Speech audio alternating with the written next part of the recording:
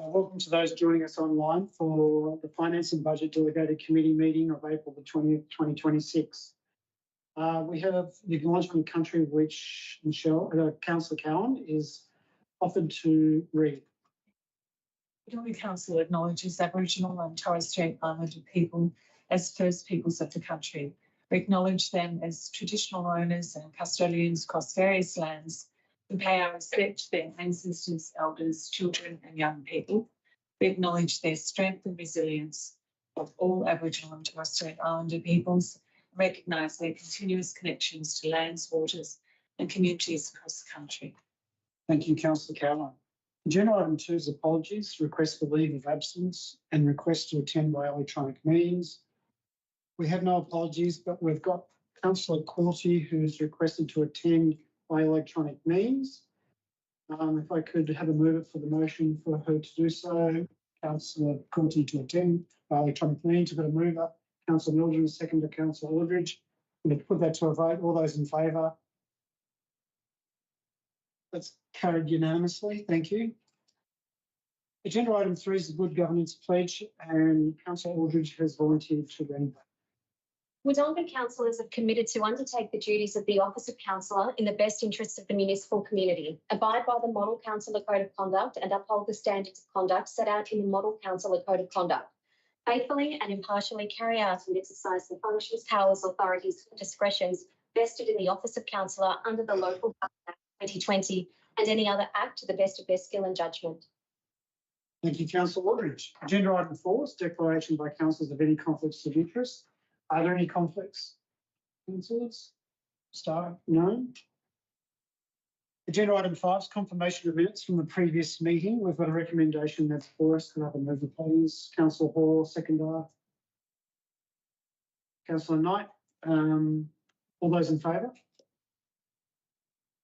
That's carried unanimously, which now leads us to agenda item 6.1, which is the service review update, which is for information only.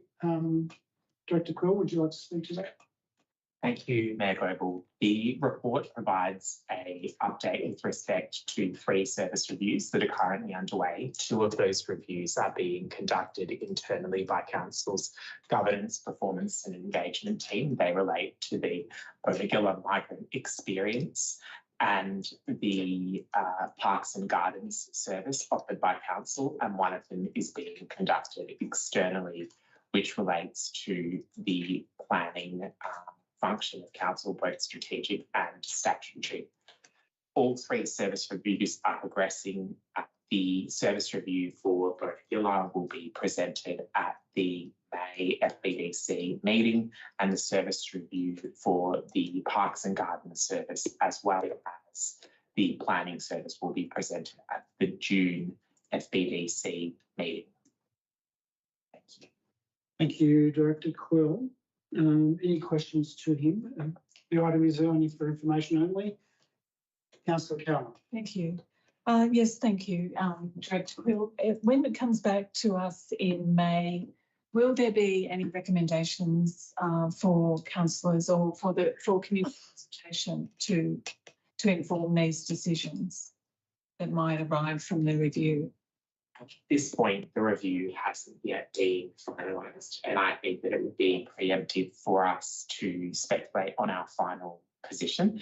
And so I would prefer to reserve that for the May meeting and allow councillors to consider that fully with the report that's with them.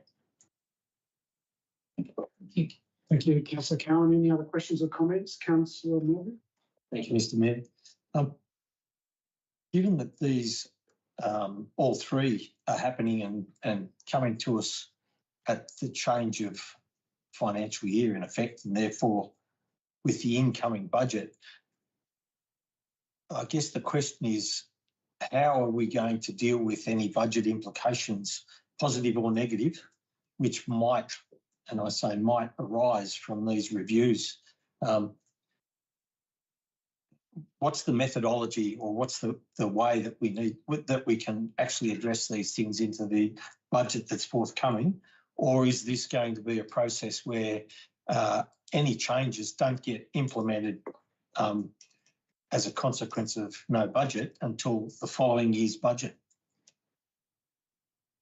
Mr. Quill. So council has numerous opportunities to implement changes throughout the year, and the budget is not the only option to do that. There are also 3 QBRs where council can implement changes as well. And there are circumstances where there are increases and reductions through those processes. Similarly, if there were to be significant changes, we would be able to accommodate them within a financial year. So whilst the timing is coinciding with the budget and does create some challenges there, they're not insurmountable. We will still meaningfully be able to consider those reviews and make adjustments to council's position without waiting to the next budget cycle, which I think was the core of Councillor Milton's question. Yeah. Thank you. Good, that's clear, thank you. Any other questions or comments? Well, that was for information only, which now leads us to agenda item 7, confidential business, and I understand there is none. Which then leads to agenda item 8, which is for the chairperson to close the meeting, and I'd like to declare the meeting closed at 6:06 p.m. Thank you for those attending.